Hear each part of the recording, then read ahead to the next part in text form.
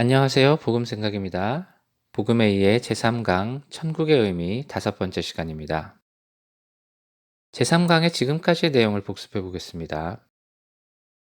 사람들이 보통 생각하는 천국은 죽은 후에 착한 사람들이 또는 예수 믿는 사람들이 가게 되는 모든 것이 만족스럽고 행복한 곳인데, 성경 어디에 그런 이야기가 나오냐 하고 질문하면서 시작했었죠.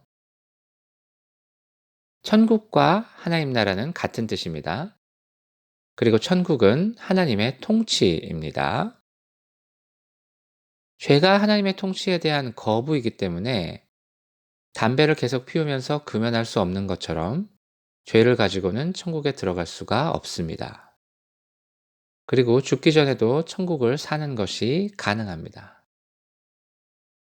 복음은 하나님의 통치의 복음이며 동시에 예수 그리스도의 복음인데, 이 둘은 예수 그리스도의 주되심으로 조화될 수 있습니다. 성경이 말하는 내세는 미래에 임하게 될 완전한 하나님의 통치가 이루어진 세대를 말합니다. 그리고 사람이 생물학적으로 죽은 후에는 부활이 있습니다. 오늘은 천국은 언제 임하는가 라는 질문에 대해 답해 보겠습니다. 먼저 다니엘 2장을 볼 텐데요.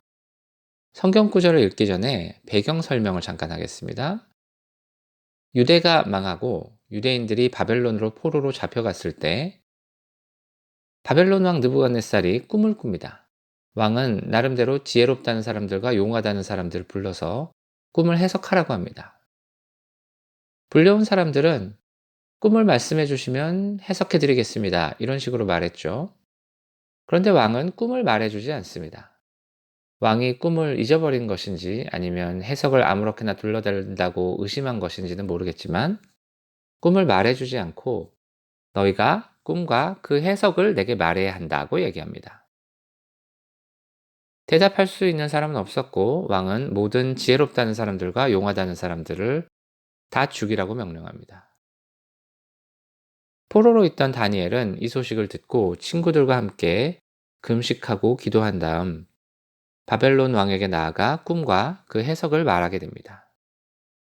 그 꿈은 이런 것이었습니다. 왕이 한 큰 신상을 보았는데 그 머리는 순금이고 가슴과 두 팔은 은이고 배와 넓적다리는 노시고 종아리는 쇠고 발은 쇠와 진흙이 섞여 있었습니다. 그런데 한 돌이 공중에 떠서 그 신상을 쳐서 부서뜨렸습니다. 그리고 나서 다니엘이 그 해석을 말하기 시작합니다. 다니엘 2장 36절에서 45절까지입니다. 그 꿈이 이러한즉 내가 이제 그 해석을 왕 앞에 아뢰리이다. 왕이여, 왕은 여러 왕들 중에 왕이시라. 하늘의 하나님이 나라와 권세와 능력과 영광을 왕에게 주셨고 사람들과 들짐승과 공중의 새들 어느 곳에 있는 것을 막론하고 그것들을 왕의 손에 넘기사 다 다스리게 하셨으니 왕은 곧 그 금머리니이다.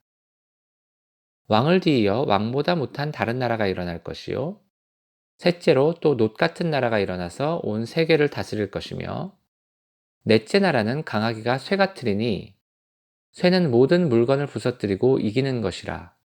쇠가 모든 것을 부수는 것 같이 그 나라가 문 나라를 부서뜨리고 찌을 것이며 왕께서 그 발과 발가락이 얼마는 토기장의 진흙이요 얼마는 쇠인 것을 보셨은즉 그 나라가 나누일 것이며 왕께서 쇠와 진흙이 섞인 것을 보셨은즉 그 나라가 쇠 같은 든든함이 있을 것이나 그 발가락이 얼마는 쇠요 얼마는 진흙인즉 그 나라가 얼마는 든든하고 얼마는 부서질 만한 것이며 왕께서 쇠와 진흙이 섞인 것을 보셨은즉 그들이 다른 민족과 서로 섞일 것이나 그들이 피차에 합하지 아니함이 쇠와 진흙이 합하지 않음과 같으리이다. 이 여러 왕들의 시대에 하늘의 하나님이 한 나라를 세우시리니 이것은 영원히 망하지도 아니할 것이요 그 국권이 다른 백성에게로 돌아가지도 아니할 것이요 도리어 이 모든 나라를 쳐서 멸망시키고 영원히 설 것이라. 손대지 아니한 돌이 산에서 나와서 쇠와 놋과 진흙과 은과 금을 부서뜨린 것을 왕께서 보신 것은 크신 하나님이 장래일을 왕께 알게 하신 것이라. 이 꿈은 참되고 이 해석은 확실하니이다 하니. 신상에서 다른 성분으로 이루어진 네 부분은 네 나라라는 거죠. 금머리는 바벨론 제국이겠고요. 세계사를 생각해 봤을 때 은혜에 해당하는 나라는 페르시아 제국일 테고, 노세에 해당하는 나라는 마케도니아일 겁니다. 알렉산더 대왕이 바로 마케도니아의 왕이었고요. 그가 건설한 제국을 헬라 제국이라고도 합니다. 그 시대를 헬레니즘 시대라고도 하고요. 그리고 넷째 나라, 새와 진흙이 섞인 나라에 대한 설명이 좀 자세한 편인데요. 이 나라는 로마 제국입니다. 여러분이 로마의 역사에 대해서 좀 안다면 본문에 나오는 설명이 로마에 대한 아주 정확한 설명이라는 걸 아실 겁니다.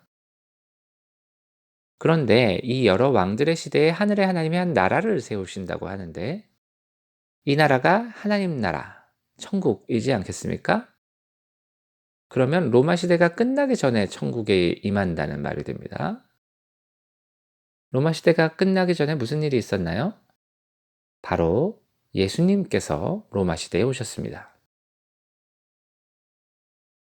자, 이제부터가 중요한데요. 말씀 보겠습니다. 마태복음 12장 28절입니다. 그러나 내가 하나님의 성령을 힘입어 귀신을 쫓아내는 것이면 하나님의 나라가 이미 너희에게 임하였느니라. 예수님 말씀이 하나님 나라가 이미 임했다고 합니다. 하나 더 보겠습니다. 누가복음 17장 20절 21절입니다. 바리새인들이 하나님의 나라가 어느 때에 임하나이까 묻거늘 예수께서 대답하여 이르시되 하나님의 나라는 볼 수 있게 임하는 것이 아니요 또 여기 있다 저기 있다고도 못하리니 하나님의 나라는 너희 안에 있느니라. 여기서도 하나님 나라가 너희 안에 있다, 이미 있다는 식으로 말씀하십니다.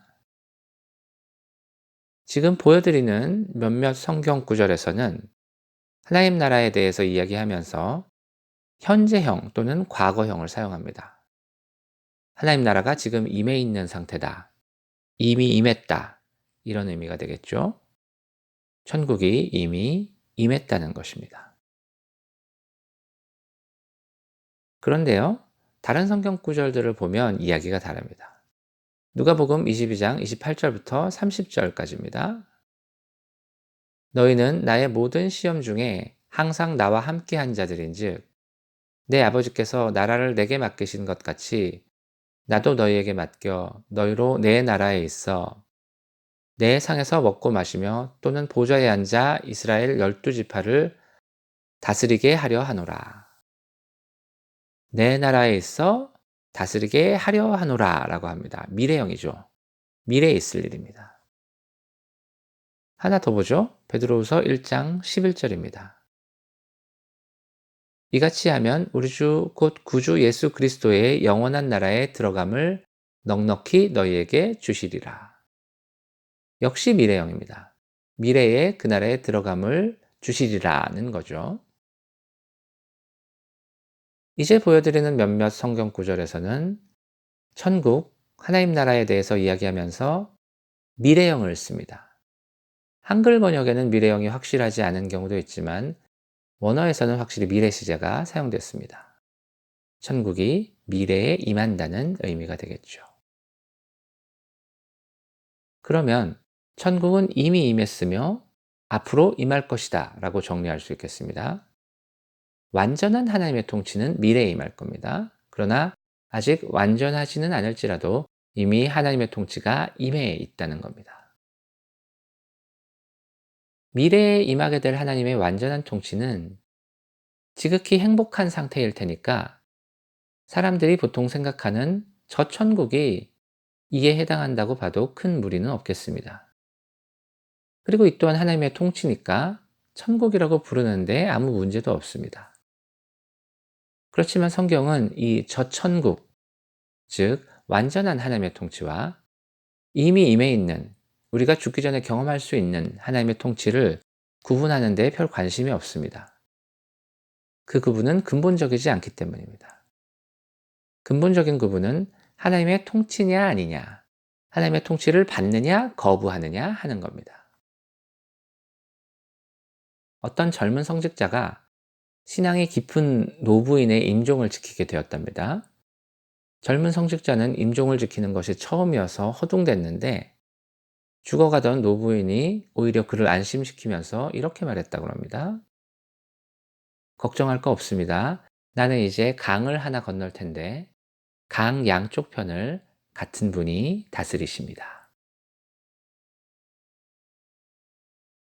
제3강을 마치면서 탕자의 비유를 잠깐 생각해 보겠습니다. 하나님을 떠났다가 회개하고 돌아와서 그리스도인으로 살다가 죽어서 천국에 간다라고 생각하게 되면 두 단계를 거쳐야 되는 건데요. 탕자의 비유에서는 아버지한테 돌아오고 이야기가 끝납니다. 왜냐하면 아버지한테 돌아온 것이 하나님의 통치로 돌아온 것을 의미하고 하나님의 통치가 천국이니까요.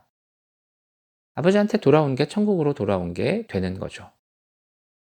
죽기 전과 죽은 후에 하나님의 통치에 대한 구분이 없습니다. 오늘은 천국은 언제 임하는가 라는 질문을 생각해 보았는데요. 이미 임했으며 앞으로 임할 것이다 라고 정리할 수 있겠습니다. 오늘은 여기까지 하고요. 다음 영상부터 제4강 의와 영생이 시작됩니다.